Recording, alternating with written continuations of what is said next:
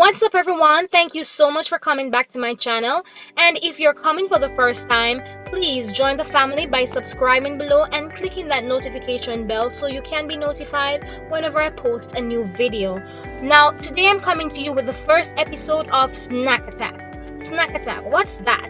Snack Attack is my episode that I'm going to be sharing some nice recipes with you because sometimes we get the munchies and we're trying to stay on the healthier side of our diet, and then we just grab anything because we have a sweet tooth or we feel for something savory. Now I'm going to be sharing some recipes with you that you can use and make some nice delicious homemade recipes for your snacks. And today I'm going to be sharing with you 3 tasty, easy, no bake granola bar. So if you're interested in seeing that, please stay tuned.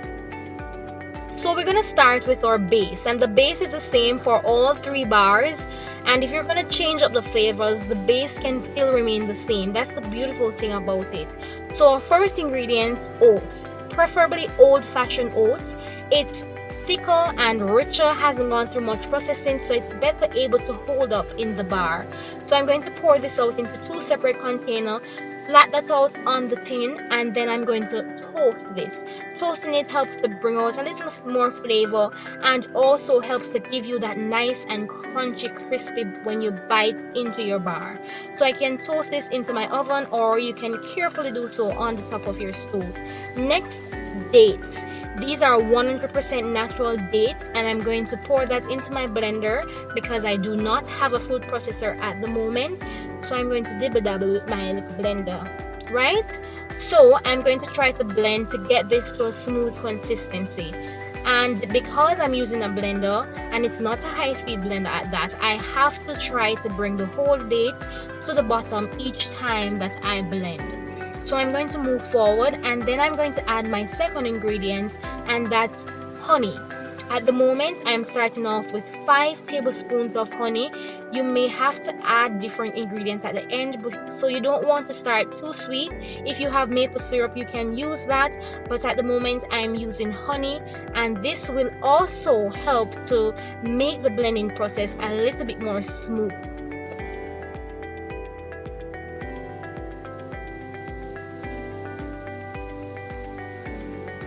I know, guys, it looks gross, I know, but this is the holy grail right here. We're not using butter, we're not using sugar, anything at all that you usually use to bind stuff together. We're using dates. They're natural, and we're using that to bind our bars together.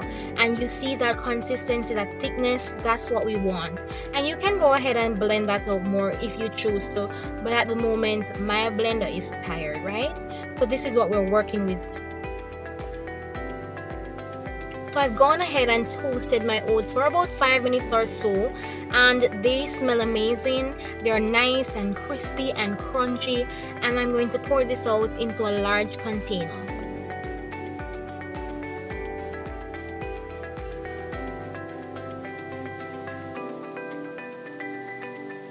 Next, I'm going to apply my sticky and gooey date mixture to my oats.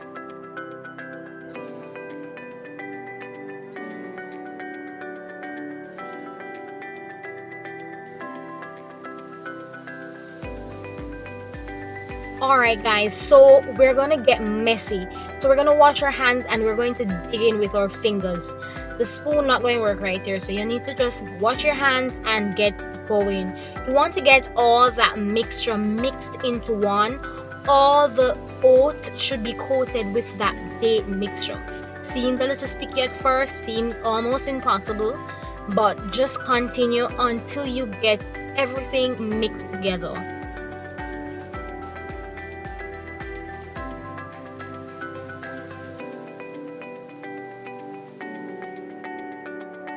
When you're finished, the mixture should look a little something like this. It's very sticky, but that's what we want, and all our flakes are coated.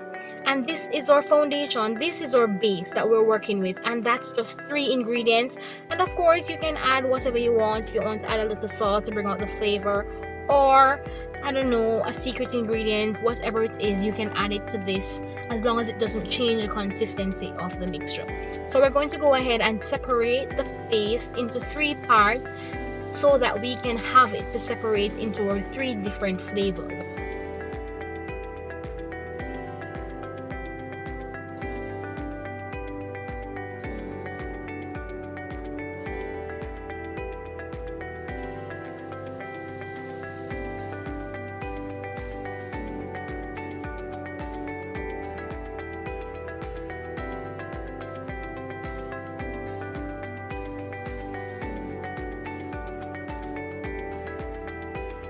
So our first flavor is our peanut butter and jelly bar. So we're going to add peanut butter to our bar.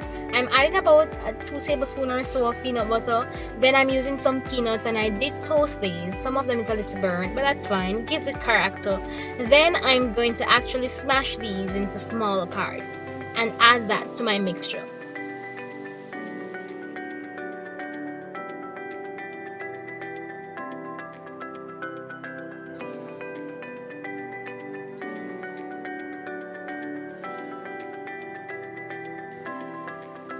So this is my mixture. I've gone ahead and added a wet ingredients, but as you noted also I did add a dry ingredients, which is a peanut, to balance that mixture so that I can remain with the same consistency, and that will help to hold my bar together. If you have 3 different containers, that's fine, but I'm using one large container for my 3 bars. And one very important step you want to do is to add something at the bottom, whether it's grease paper or it's foil paper. Add it and allow it to fold over your container because it's going to make your life easier at the end, trust me. So I'm going to add the mixture to the container, and the trick to this is that you want everything to squeeze tightly together. So I'm going to use a spoon to actually shape and form it into the area or the shape that I want it to actually mold in, and then I'm going to use a tool to actually press it down because you want everything to hold together for dear life, and that is what's going to help everything to just hold firmly together so that when you bite into the bar it actually looks like a bar. You may be wondering, where's the jelly? Because you said peanut butter and jelly. So here's the jelly. You can buy your own from the store or you can make it. By the way, have you ever made jelly before, or jam if that's what you call it? I'd love to know. Let me know in the comments before if you've ever made it and how it turned out. And if you would like to see how I made mine, let me know also in the comment section below. I use a variety of berries and this is what I got. And you can also split the mixture into layer the jelly and then another mixture on top. But this is our peanut butter and jelly bar. Next, we're gonna do our double chocolate bar, and this is for all my chocolate lovers out there. So I'm going ahead again and pouring my second batch into a large container, and then I'm going to add my first ingredients, which is cocoa powder. Next, I'm adding some chocolate. You can use chocolate chip. This is just chocolate chopped up. You can use whatever chocolate you like, whatever your favorite chocolate is, that's fine. So as you can see, we added 2 dry ingredients, so we want to get back the consistency a little bit more, so we're adding another wet ingredient, which is Jamaican cocoa in the liquid form. And I added about 2 or so tablespoons of this, and then I'm going to mix that in. At first it's going to look very dry, but that's fine, don't pay that any mind. That's what you want. You want it to look nice and dry and firm. Just continue mixing until you get everything nicely coated. Next, I'm adding some almonds. Not too much, just enough to give you that crunch. And I'm going to go ahead and smash these into smaller pieces.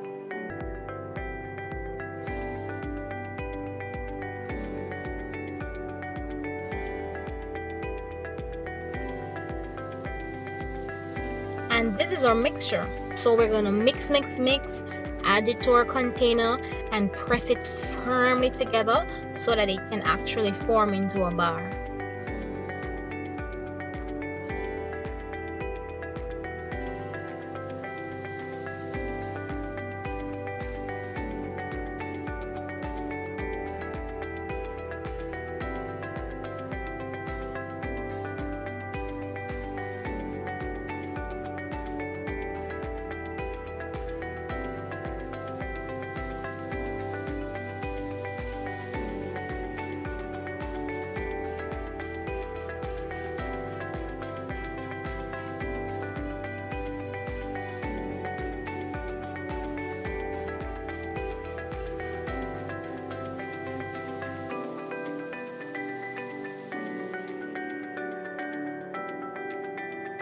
Lastly, we're doing fruits and nuts bars. This is one of my favorite. We're doing the same thing, pouring out the mixture into a large container, and then we're going to add our ingredients. I've added some pumpkin seeds, and the fruits that we're going to be using today is some cranberry, dried cranberry. Then I'm adding some toasted chopped cashew, and then I'm going to just drizzle a little bit of honey on top of that, and then I'm going to mix everything together. So our mixture is coming together nicely. As you can see, it looks really good. At this point, you can definitely do a taste test.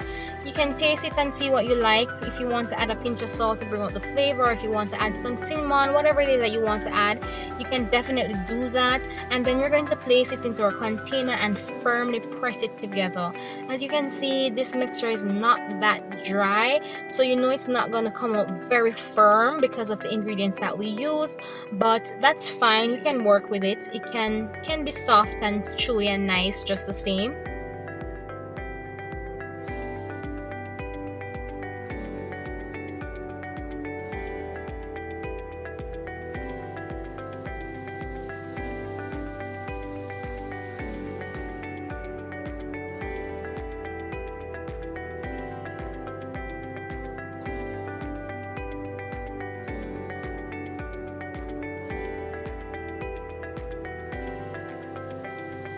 So these are our three bars coming together nicely. So you want to put that nut in the oven in the fridge for about 2 hours, minimum 30 minutes. You can feel and know when it's ready because it's nice and firm, and you'll know for sure that's ready. So this is our result, and we've waited for some time, and I'm ready to pull it out. So I'm using my foil paper to actually pull it out of the container, and that's going to make it so easy for me to actually pull apart these three bars.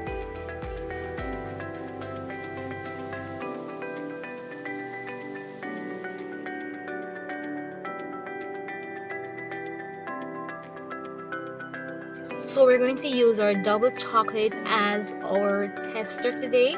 As you can see, it's nice and firm, and all the nuts and the chocolates are peeping out. It's beautiful. It's really good. Now you can go ahead and cut these into whatever shape you like, in whatever size you like. That's fine. It's completely up to you. So I'm personally going to go ahead and cut these into some small bars, and as you can see, the consistency really held up and it's really firm and nice.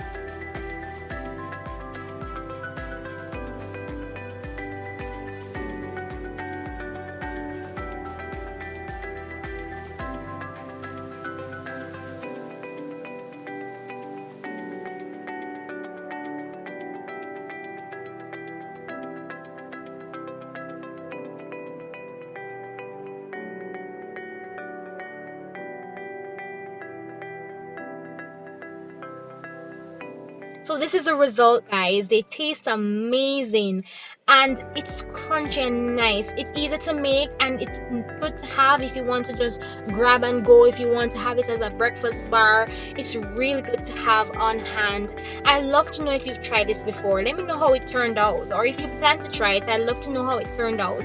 But if you like the video, give it a thumbs up and share with someone, and don't forget to subscribe and click that notification bell below so you can be notified whenever I post a new video. Until next time, I'm your girl Momo. Thanks for watching this video. Take care.